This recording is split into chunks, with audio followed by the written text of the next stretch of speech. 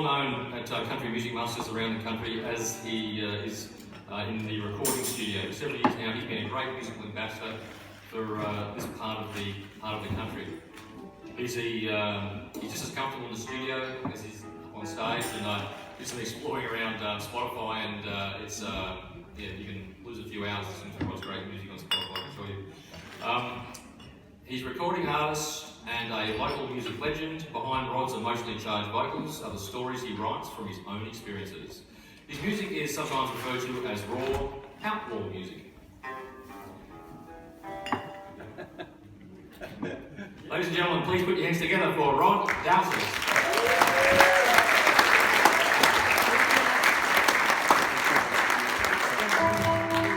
There we go. Look at that. Thanks, Mike. It's been a long time since I've been in the studio. I like it when you put old stuff on Facebook. Sorry, I misled you. Don't have any stock.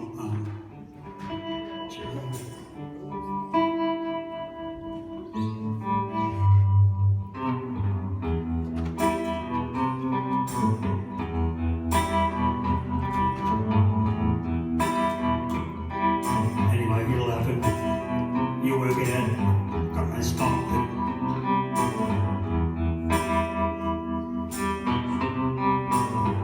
Heard this song about the Chinese diggers that come into the country in the 1800s.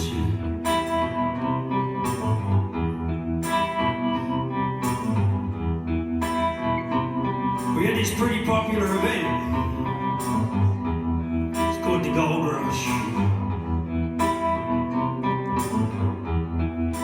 People from all over the world came trying to make that elusive fortune that they dreamt of. The English, the Irish, the Cornish, the Welsh, Chinese, Tasmanians, Yugoslavs, Greeks, Italians, Americans, Canadians, people from all over. The Chinese were the last to arrive, turning up on the shipwreck coast of Victoria. Turned up by the tens of thousands. Upset the European diggers on the way. See, the Europeans, they figured they could just dig a hole, take as much gold out of it as they possibly could. Yes. Move on, do it all over again.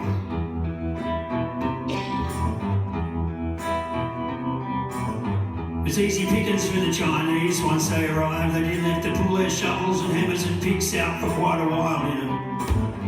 They could just, there we go. I've got to do it quietly. Must be boot, mate. Steel cap, you know. Oh, there we go. It's good.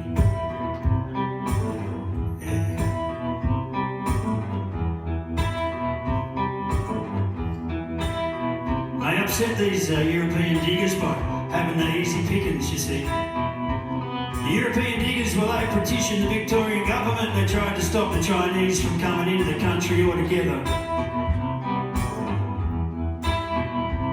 But once the Victorian government received the petition and they realised there was tens of thousands of Chinese coming into the country, well, they didn't stop them from coming in at all. They invited them. Keep coming over, fellas. But once they reached the shores of Victoria, well, the Victorian government heavily taxed each and every Chinaman on those boats, you know.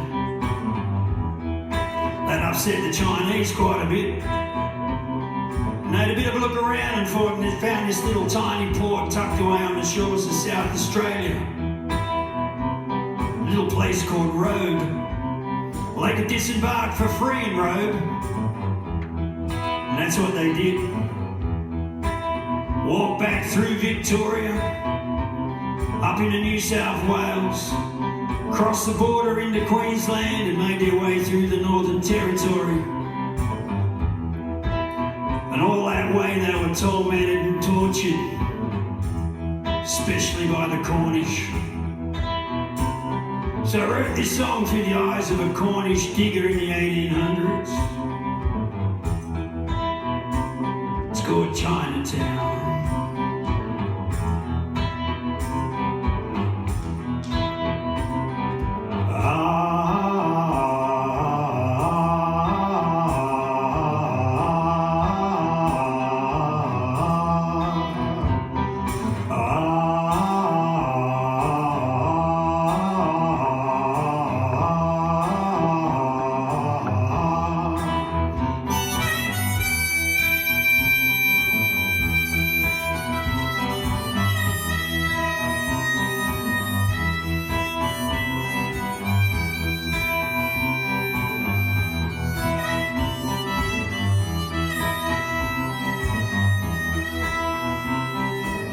Fireworks and paper lanes, opium and Roman candles, bamboo kites, rice paper wings,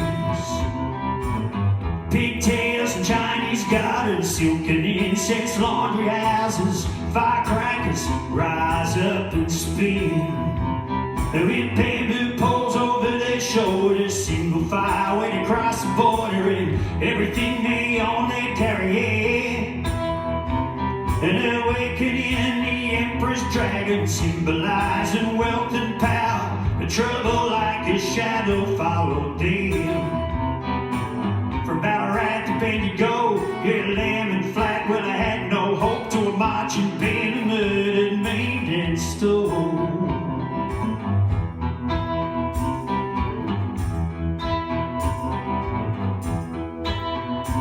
And all I held it in my hands, and I've seen her in my eyes. You know it's done the strangest things to a man's mind, and the poorest of men become so rich and wealthy, and your best friend becomes your worst enemy. Now it's called yellow fever, you know the devil now he may care.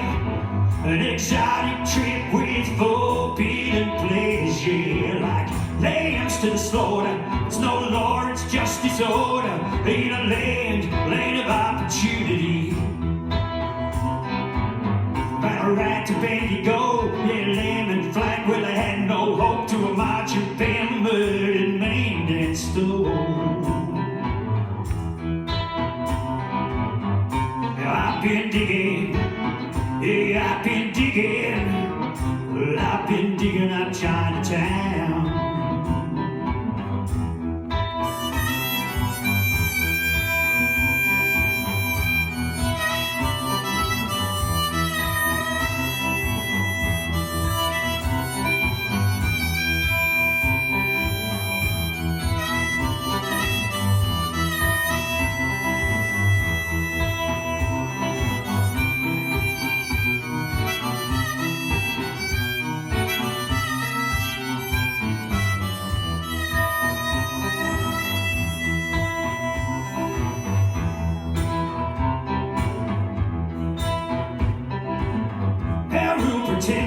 I pretend the rules away. No more Chinamen to enter New South Wales. Wake up Australia, all the newspapers that cry where you left your windows open, and they're carrying a knife, and they smell your tents, we're burning all the opium. Their pigtails are hanging from our flags, and with hands full of hay, their bodies we are dragging, on horseback we're riding. From Ballarat to Bendigo, yeah, Lamb and Flat, well, I had no hope to a marching band, murdered, maimed and stole. Now I've been digging, well, I've been digging, I've been digging up Chinatown. With bamboo poles over their shoulders, single file went across the border, and trouble like a shadow followed them.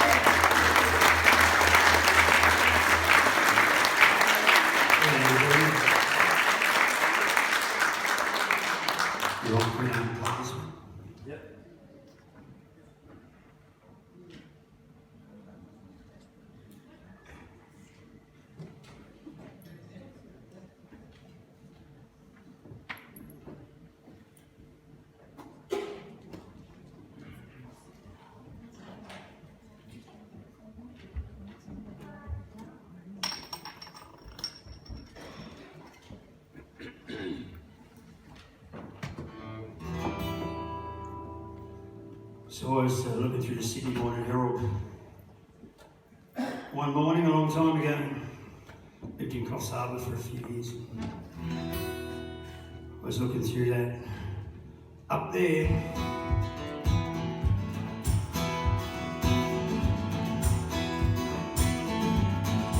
just a real big little guitar and monitors.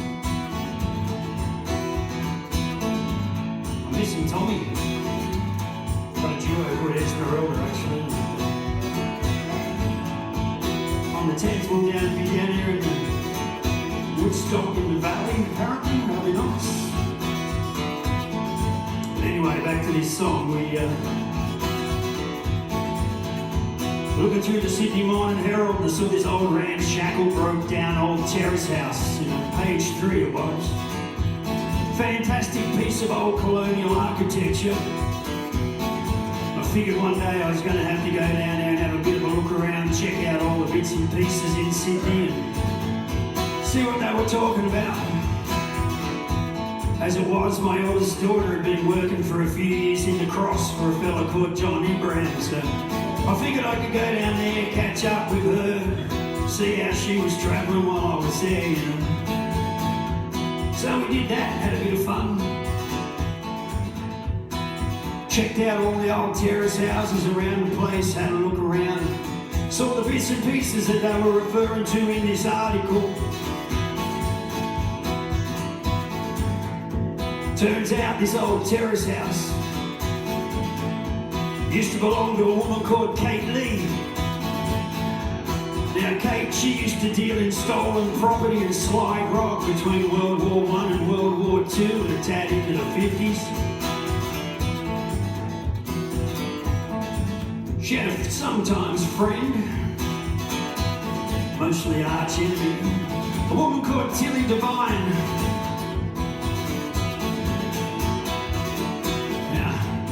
Tilly, she dealt in, well, the colourful things of life like prostitution and cocaine. This is a story all about Tilly.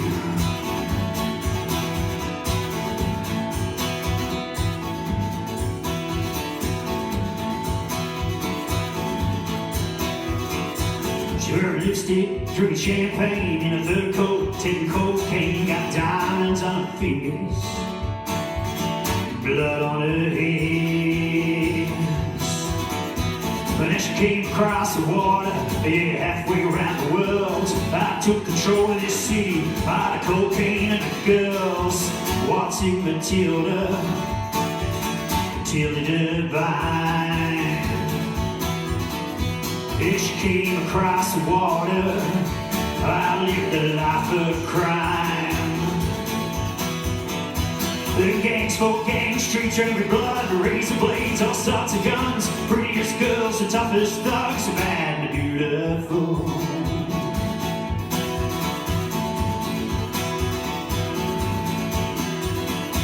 But now she didn't believe in Jesus, she believed in Big Jim's lies. Met him in the First World War, fighting for his life. How she came across the water as Big Jim's wife. Now Tilly took to whoring, he worked them streets at night. Yeah, Big Jim stood beside the door, and man, that guy could fight. Well, she gave him all the money, he never did treat her right. Now her eyes as cold as you ever seen, and a tongue like switchblade knife. Yeah, carnival hookers and men cheering from ringside. She's fighting with society until the day she died. The gang spoke gang, street drinking blood, razor blades, all sorts of guns. Prettiest girls, the toughest thugs, bad and beautiful. Well, she took it by the throat, she strangled it with hate. She held it in her bare hands, spat in its face.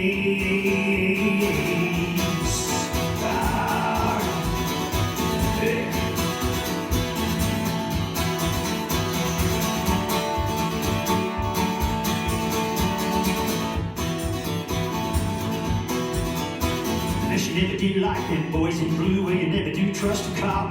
Well, 2 years locked in a long bay cell, such a man in a barber shop. You got a little extra money, but you do a little less time. And as the years went by and the looks are gone, all my friends had died, till we paid the price of living out that fancy life. See, the tax man took the money, Jesus took a lie. Gangs for gang, streets red with blood, razor blades, all sorts of guns, prettiest girls, the toughest dogs, bad and beautiful.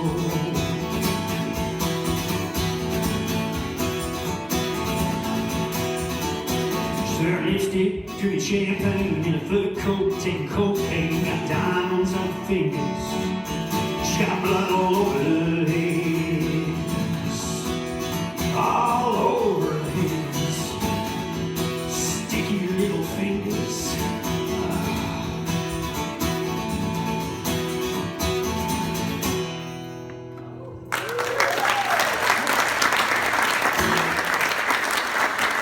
Thanks very much. I'll leave you with this one. I was only going to do two, but Dylan struck a nerve and did a tune about suicide. I lost 8 mates to suicide in my lifetime. Spoke to Beyond Blue counsellors the other week. They said to me, mate, most people can't stand, have trouble dealing with one person. You've had 8. It's nearly 9. And yeah.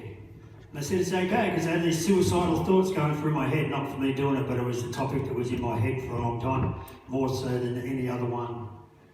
When we lost this last fella in May, there was 2 in May, and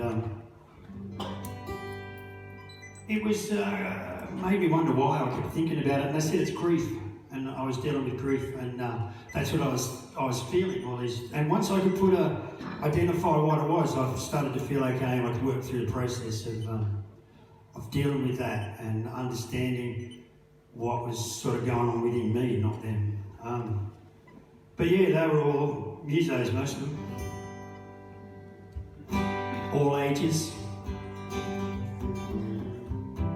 Makes and models. Many different methods.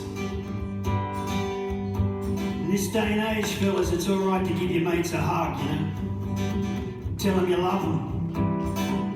Look after each other.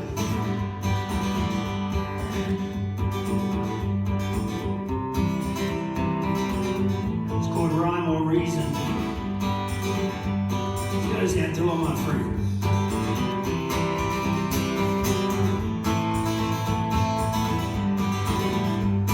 They sat while we were talking, reached across and shook my hand. Came into my family and worked upon the land.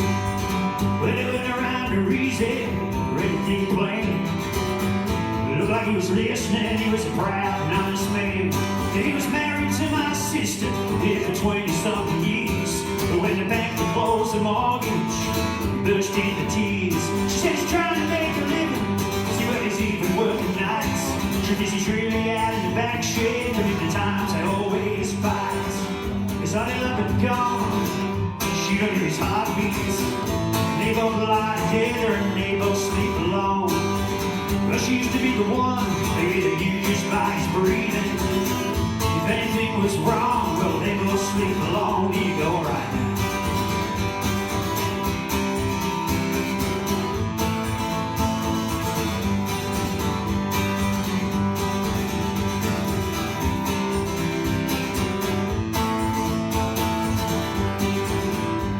He could never father children. She knew he always wanted some. She knew that when she talked to family, it hurt him more than anyone. Yeah, then one day when she was out there clearing all the dishes while watching the TV, a documentary on depression, she knew he fit that category. Well, then she thought one day he might do what you see, with all the writing buttons on the wall. But when you asked just how he's doing, he said there ain't nothing wrong at all. Yeah, but all that gone, she don't hear his heartbeats. They both lie together and they both sleep alone. Now she used to be the one that knew just by his breathing. If anything was wrong, he'll live or sleep a long night.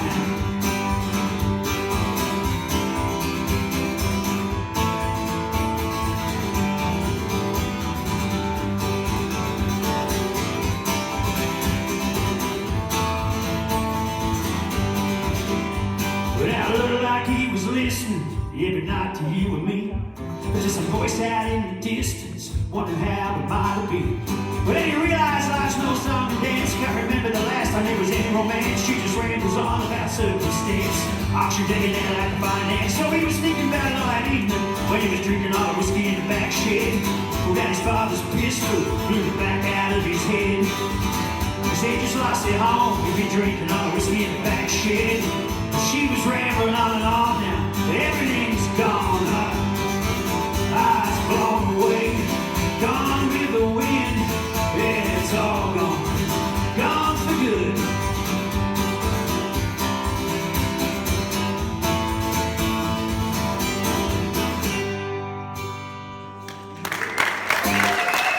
Thanks very much. Talk to the unbelievable. They all have the black dog. I really need to. Sometimes we're too close to realise actually what's going on. Thanks very much. I've got to go get my pizza. See you later.